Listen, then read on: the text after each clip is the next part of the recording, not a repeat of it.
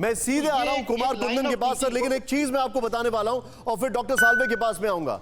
अब जरा हमारे दर्शक, क्योंकि मैं चाहता हूं इस खबर को पूरी तरह पोस्टमार्टम करके आपके सामने ला दिया जाए। अब आप ये सोचेंगे कि लैब से वायरस लीक हो सकता है कि नहीं हो सकता। आइए जरा दिखाते हैं आपको कुछ फैक्ट्स। आइए जरा, ये देखना बहुत जरूरी है। इसको देखें आप और इसको देखने के बाद समझें आप। ये देखें, लैब से कई बार लीक हो चुका है वायरस, ये पहली घटना नहीं है। प्ले करें इसको। लैब से कई बार लीक हो चुका है वायरस। SARS-1 कम से कम 4 बार, जूम इन करें इसको प्लीज। SARS-1 कम से कम 4 बार Chinese lab National Institute of Virology Beijing से लीक हुआ। फिर से जूम इन करें राहुल, फिर मैं एक बार बताना चाहूंगा। SARS-1 जो वायरस है वो कम से कम 4 बार Chinese lab National Institute of Virology Beijing से लीक हुआ। नेक्स्ट चेंज करें यहां पर बड़ा तेजी से। यही SARS-1 वायरस सिंगापुर और ताइवान की लैब से भी लीक हो चुका है। और डॉक्टर पीटर डज़ैक क्या बोल रहे हैं? नहीं, इसकी पॉसिबिलिटी कम है। लैंडसेट में आर्टिकल छपवाते हैं कि नहीं हो सकता है, कॉन्स्पिरेसी गलत है। सुनिए, अब यह बहुत पुराना इतिहास है, अभी नहीं है। 60 से 70 के दशक में स्मॉल पॉक्स वायरस इंग्लैंड की लैब से 3 बार लीक हुआ।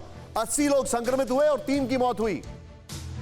इन घटनाओं के बाद भी क्या डॉक्टर डज़ैक गारंटी से कह सकते हैं, ब्रेक राहुल चेंज करें, इन घटनाओं के बाद भी क्या डॉक्टर डज़ैक गारंटी से कह सकते हैं कि कोरोना वायरस वुहान लैब से लीक नहीं हुआ होगा?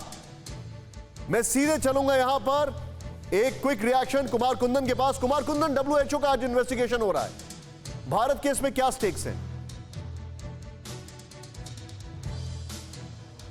देखिए, कोशिश ये की जा रही है कि जो भारत के वैक्सीन हैं और दूसरी चीज़ें हैं उसको जल्द से जल्द जो है मान्यता दी जाए। आपको याद होगा कि एस जयशंकर बाकायदा उसके लिए वहाँ गए भी हुए हैं। कई सारी चीज़ें ऐसी है जिसमें इंटरनेशनल लॉबी वगैरह काम कर रही है, जिसकी वजह से बताया जा रहा है कि कई सारे ऑथराइजेशन गवर्नमेंट ऑफ भारत सरकार, भारत की जो देसी वैक्सीन है और इन सभी चीज़ों को नहीं मिल रहा है। उम्मीद ये की जा रही है कि जो भी वैक्सीन और दूसरी चीज़ें हैं उनका ऑथराइजेशन जल्द से जल्द हो पाएगा आज के बैठक के बाद से। निशान, आप जो बता रहे हैं, मैं सीधे चलूंगा डॉक्टर साल्वे के पास इसी ग्राफिक्स के साथ। सर, लैब से लीक हुआ, मेरे पास जो स्टडी है वो ये कहती है कि 2020 से पहले चाइना में इन्वेस्टिगेशन के अलग रूल्स फॉलो किए जाते थे जो वायरस इन्वेस्टिगेशन है, क्योंकि रूल्स ये कहते हैं कि BSLV4 का जो सिक्योरिटी है उस लेवल की सिक्योरिटी में वायरस को इन्वेस्टिगेट करना चाहिए। एक एक साइंटिस्ट 2-2 स्पेस शूट पहनेगा और फिर उसके बाद वो इन्वेस्टिगेशन करेगा। लेकिन ये जो शी है, जो बैट वुमन जिसे कहा जाता है, बताया जा रहा है कि ये BSL-2 लेवल के इन्वेस्टिगेशन में इन्वॉल्व थी और इसी वजह से वहां से लीक किया।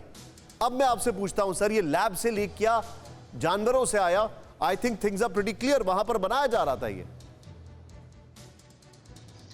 बिल्कुल निशांत, जैसा कि आपने हिस्टोरिकल पर्सपेक्टिव बताया है कि वायरस लीक होना पहले भी हो चुका है। स्मॉल पॉक्स के बाद WHO ने काफ़ी गाइडलाइंस, क्योंकि वायरस जो इसको इरेडिकेट हो जाता है, जैसे स्मॉल पॉक्स इरेडिकेट हुआ है, उसके कुछ सैंपल्स रखे जाते हैं, प्रिजर्व करके रखे जाते हैं, वो प्रिकॉशंस के साथ रखे जाते हैं कि कभी कभी ज़रूरत आउटब्रेक हुआ तो उसको सैंपल्स को वैक्सीन के लिए यूज़ किया जाए। तो ये प्रिकॉशंस, जैसा कि आपने बताया है, लेना बहुत ज़रूरी है। तो डेफिनेटली एक ओपेकनेस इन्वेस्टिगेशन के दौरान भी देखी गई है। जब WHO की टीम गई है, एक ओपेकनेस जो आपने अभी बताया है कि फॉलोइंग द गाइडलाइंस, जो गाइडलाइंस को फॉलो करना चाहिए लैब में जिसमें वायरस पे काम हो रहा है, उस पे भी ओपेकनेस देखी गई है। तो ये मैटर ऑफ कंसर्न सारी दुनिया के लिए है मेरे ख्याल से, और एक ट्रांसपेरेंट इन्वेस्टिगेशन होना बहुत जरूरी है, क्योंकि ये अभी के लिए नहीं है, फ्यूचर भी, जैसा कि हम आगे जा रहे हैं, जैसा कि मैंने पहले बताया है, बायोलॉजिकल वॉरफेयर एक पॉसिबिलिटी है आगे की दुनिया में। जैसा आपने देखा है कि कोविड पैंडेमिक में सबसे ज्यादा यहां पर मेरे साथ जनरल सिन्हा है, साल्वे साहब, उन्होंने कहा पहले ही कह दिया था कि बायोलॉजिकल वॉर है। Nishant, doctor Shyam Agrawal sir, your take, आप कुछ कहना चाह रहे थे, प्लीज गो अहेड सर। देखिए, मैं तो एक चीज देख रहा था कि डॉक्टर हर्षवर्धन जो कि हमारे हेल्थ मिनिस्टर हैं, तो उनके पास WHO एग्जीक्यूटिव बोर्ड की चेयरमैनशिप भी है। तो क्यों अपना वो क्लाउड वो इस्तेमाल नहीं करते इस इन्वेस्टिगेशन को पुश करने के लिए? सारी दुनिया एट स्टेक है निशांत, और अगर चाइना का इसके अंदर एक इस तरह का रोल है तो वो उजागर होना चाहिए, एक्सपोज होना चाहिए और अकॉर्डिंगली उसको पनिशमेंट मिलनी चाहिए। ये बहुत इंपॉर्टेंट चीज है। आप जो बता रहे हैं बड़ा वैलिड है। मैं क्विक रिएक्शन यहां पर लेना चाहूंगा, उसके बाद में कुछ और खबरों पर आ रहा हूं, फिर से लौटकर वायरस पे आऊंगा। विष्णु सर, क्या ये वॉर क्राइम से कम है सर? 35 लाख लोगों की मौत, केयरलेसनेस, मतलब मैं ये जानना, मेरे जो समझ में, देखिए सर, अगर लॉजिकल कंक्लूजन से देखा जाए, चमगादड़ तो पूरी दुनिया में घूमते हैं, लैब तो पूरी दुनिया में है, फैला चीन से ही क्यों? सिंपल लॉजिक लगाया जाए, क्या ये वॉर क्राइम से कम नहीं है सर? अगर ये इन्होंने एक्चुअली वहां से फैला है एक्चुअली, तो ये वॉर क्राइम ही है, इसमें कोई शक नहीं है।